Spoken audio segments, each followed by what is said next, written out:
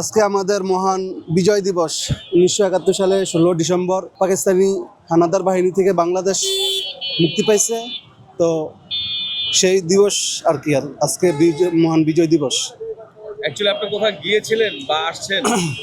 আসলে যাব কোথায়, যেহেতু শহরে আছি, তো বিকালের দিকে বাড়িতে যাব প্রিয় মানুষদেরকে বিজয় শুভেচ্ছা জানাতে। আর বাংলাদেশের সার্বভৌমত্ব রক্ষায় যে একটা অবদান ছিল মুক্তিবাহিনীর, তো তাদেরকে আমরা এটা ভাষায় প্রকাশ করা যাবে না যে কিভাবে তাদেরকে আমরা স্মরণ করব, তাদের কৃতজ্ঞতা প্রকাশ করব, এটা আমাদের পক্ষে সম্ভব না। তারপরে যতটুকু পারি তাদের প্রতি অনেক অনেক শ্রদ্ধা ও সালাম।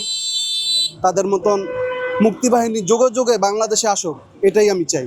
16 ডিসেম্বর মহান বিজয় দিবস। এই দিনে অনেক লোক, মা বোন, অনেক শহীদ রক্ত দিছে। জোর করে তো কারো স্বাধীনতা দিবস পালন করাতে পারবেন না। যার যার মনের থেকে আপনার পালন করতে হবে। আমরা আজকে স্বাধীনতা পালন করতে হবে না তোমার এইটা ওইটা, ওরকম না।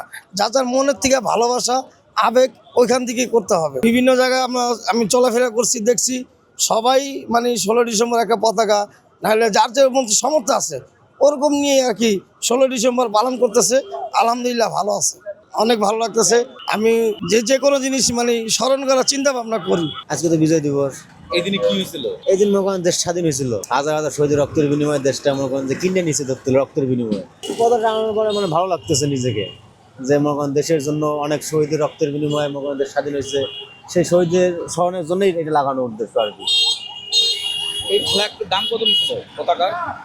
এটা নিয়েছিল 30 টাকা। না, ভালোবাসার জন্য। এখন রাজনীতির বিষয়ে বলতে গেলে দেশকে কেউ ভালোবাসে না, সবাই নিজের স্বার্থের জন্য ক্ষমতা চায়, দেশের জন্য কেউ চায় না। যদি দেশের জন্য চাইতো তাহলে মনে করেন যে স্বাধীন হওয়া 54 বছর পালিয়ে গেছে, তারপর দেশে কোনো তেমন উন্নয়নমূলক কোনো কাজ কর্মকাণ্ড হয় নাই।